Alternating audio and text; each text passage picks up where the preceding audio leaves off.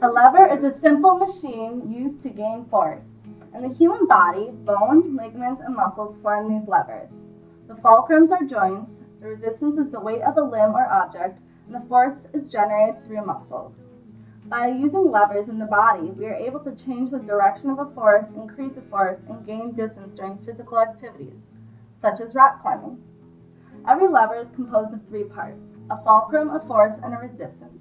The distance between the resistance applied and the fulcrum is the resistance arm, and the distance between the force applied and the fulcrum is the force arm. The orientation of these three elements and the distances between them determines the function of the lever.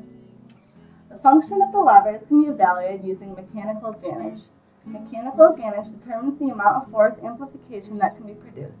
The equation for mechanical advantage is mechanical advantage equals force arm over resistance arm. A first-class lever is defined as a lever with a fulcrum between the resistance and the force. These levers can change the direction of a force to amplify its speed or strength, depending on the location of the fulcrum. If the fulcrum is closer to the force arm will be smaller than the resistance arm, so the mechanical advantage will be less than 1. This will allow for greater amplification of speed. If the fulcrum is closer to the resistance arm will be smaller than the force arm, so the mechanical advantage will be greater than 1.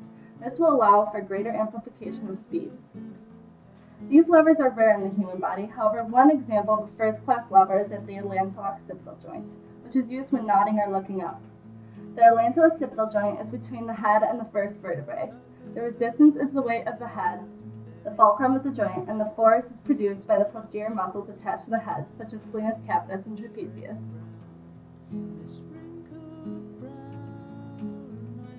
A second-class lever is defined as a lever with a resistance between the fulcrum and a force.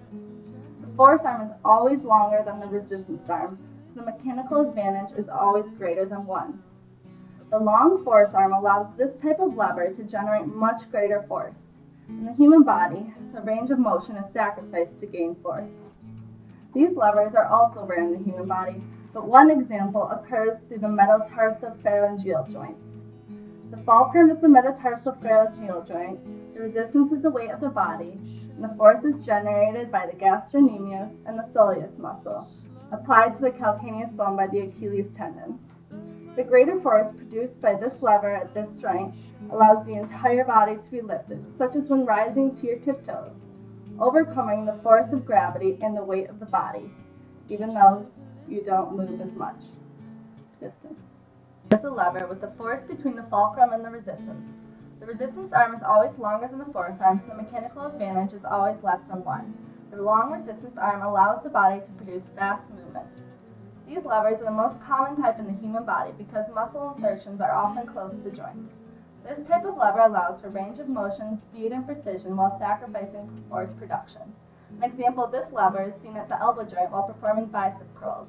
The fulcrum is the elbow joint, the resistance is the weight of the forearm, wrist, hand, and any additional weights, and the force is produced by the biceps brachialis when the elbow is flexed. While performing a bicep curl, the weight of the arm and the dumbbell will always move much faster than the forearm, which shows that the speed is increased with this type of lever. Another example of how this lever increases speed is while swimming backstroke or freestyle.